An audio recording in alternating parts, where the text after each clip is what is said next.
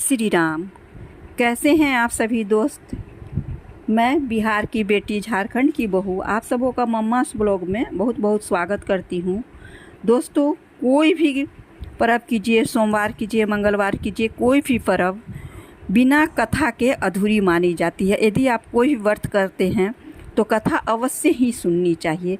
तो मैं आज आप लोगों को सोमवार व्रत की कथा लेकर आई हूँ, जो बहुत ही अच्छी है और पौराणिक मान्यता के अनुसार इसका बहुत ही मान्यता है। तो आइए आप लोगों को बताती हूँ इसकी कथा का पूर्ण विस्तार से।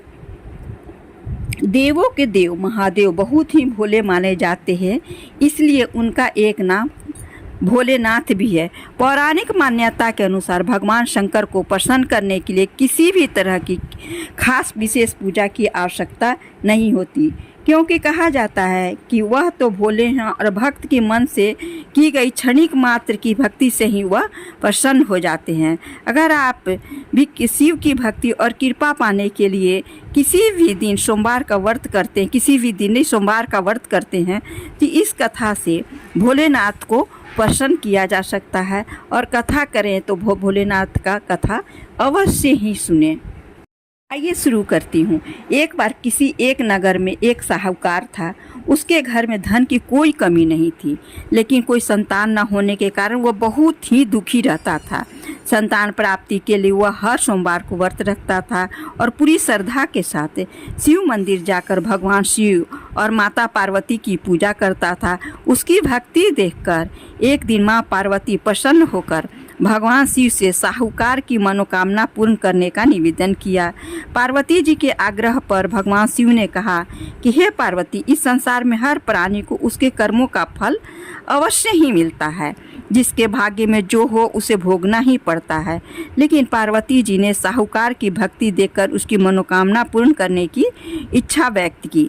माता पार्वती के बार बार आग्रह पर जी ने साहूकार को पुत्र प्राप्ति का वरदान तो दिया, लेकिन उन्होंने बताया कि यह बालक 12 वर्ष तक ही जीवित रहेगा। माता पार्वती और भगवान शिव की बातचीत को साहूकार सुन रहा था, इसलिए उसे न तो इस बात की खुशी थी और न ही दुख। वह पहले की ही भांति भगवान शिव की पूजा करता रहा।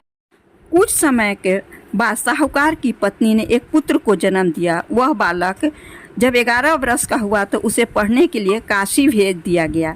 साहूकार ने पुत्र के मामा को बुलाकर उसे बहुत सारा धन देते हुए कहा कि तुम इस बालक को काशी विद्या प्राप्ति के लिए ले जाओ। तुम लोग रास्ते में यज्ञ कराते जाना और ब्राह्मणों को भोजन दक्षिणा देते हुए जाना। दोनों मामा भांजे इसी तरह यज्ञ कराते और ब्राह्मणों को दान दक्षिणा देते काशी नगरी निकल पड़े।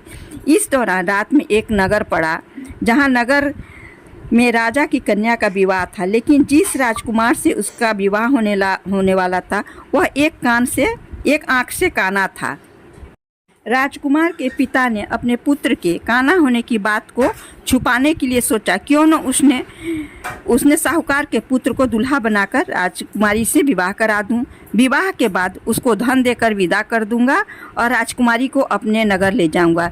लड़के को दूल्हा का वस्त्र पहनाकर राजकुमारी से विवाह करा दिया गया। साहूकार का पुत्र ईमानदार था, उसे यह बात सही नहीं लगी।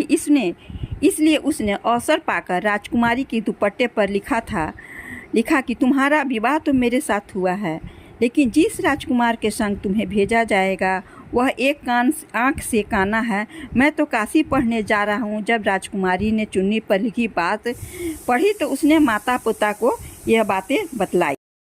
राजा ने अपनी पुत्री का विदा नहीं किया, फिर बारात आपस लौट गई। दूसरी ओर साहूकार का लड़का और उसका मामा काशी पहुँचे और वहाँ जाकर उन्होंने यज्ञ किया। जिस दिन लड़का 12 साल का हुआ उस दिन भी यज्ञ का आयोजन था। लड़के ने अपने मामा से कहा, मेरी तबीयत कुछ ठीक नहीं है। मामा ने कहा कि तुम अंदर जाकर आराम कर लो। शिव जी के वरदान अनुसार कुछ ही देर में उस बालक के प्राण निकल गए। मृत भांजे को देखकर उसके मामा ने विलाप करना शुरू कर दिया। संयोगवश उसी समय शिव जी और पार्वती उधर से जा रहे थे। पार्वती माता ने भोलेनाथ से कहा, स्वामी, मुझे इसके रोने का सहन नहीं हो रहा था। आप इस व्यक्ति का कष्ट को अवश्य दूर करें। जब शिव जी मृत बालक के समीप गए तो वह बोले कि यह उसी साहूकार का पुत्र है जिसे मैंने 12 वर्ष की आयु का वरदान दिया था। अब इसकी आयु पूरी हो चुकी है, लेकिन इसके मातृभाव से विभोर माता पार्वती ने कहा कि हे महादेव, आप इस बालक को और आयु देने की कृपा करें, अन्यथा इनके माता पिता तड़प तड़प कर मर जाएंगे। के माता पिता वियोग में तड़प तड़प कर मर जाएंगे। माता पार्वती के पुनः आग्रह पर भगवान शिव ने उस लड़के को जीवित रहने का वरदान दिया। शिव जी की कृपा से वह लड़का जीवित हो गया। शिक्षा पूरी करके लड़का मामा के साथ अपने नगर की ओर वापस चल दिया। दोनों नगर चलते हुए उसी नगर में पहुँचे जहाँ उसका विवाह हुआ था। उस नगर में भी उन्होंने यज्ञ का आयोजन किया। उस लड़के के ससुर ने उसे पहचान लिया और महल में ले जाकर उसकी खातिरदारी की और अपनी पुत्री को उनके साथ विदा कर दिया। इधर साहूकार और उसकी पत्नी भूखे प्यासे रहकर बेटे की प्रतीक्षा कर रहे थे।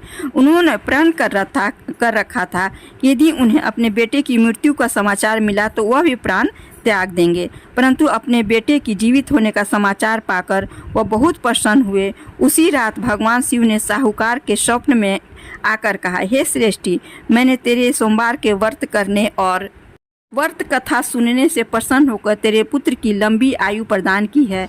इसी प्रकार जो कोई सोमवार व्रत करता है या कथा सुनता है और पढ़ता है, उसके सभी दुख दूर होते हैं और सभी मनोकामनाएं पूर्ण होती हैं।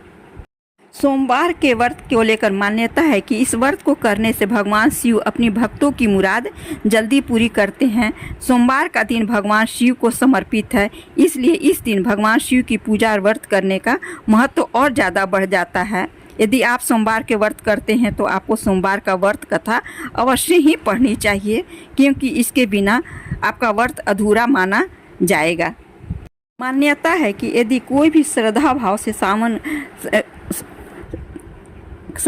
से सभी सोमवार व्रत करता है, उस व्यक्ति पर भगवान शिव और पार्वती जी की अवश्य कृपा होती है। सोमवार का व्रत रखने से मनुष्य की दुख और चिंताएं दूर होती हैं एवं शरीर के रोगों से मुक्ति मिलती है। इसके अलावा इस व्रत को करने से कुंडली में चंद्र ग्रह की स्थिति मजबूत होती है। सोमवार व्रत करने के कुछ नियम हैं जिसका अवश्य ही पालन करना चाहिए। सोमवार के दिन व्रत रखने वाले व्यक्ति को सुबह सबसे पहले उठकर स्नान करना चाहिए। इसके बाद शिव जी को जल और बेलपत्र चढ़ाना चाहिए। साथ ही विधि विधान से शिव गौरी की पूजा करना चाहिए। सोमवार के व्रत में भगवान शिव की पूजा के उपरांत उन्हें भोग जरूर लगाना चाहिए। अक्सर कुमारी लड़कियां सोमवार का व्रत करती हैं।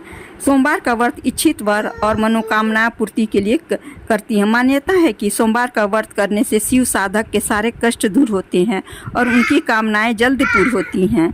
लेकिन बहुत ही कम लोग जानते हैं कि इस व्रत को कब और कैसे शुरू करना चाहिए और इसकी विधि क्या है। इसलिए पूरी विधि विधान जानकर ही इसका व्रत का शुरुआत करना चाहिए।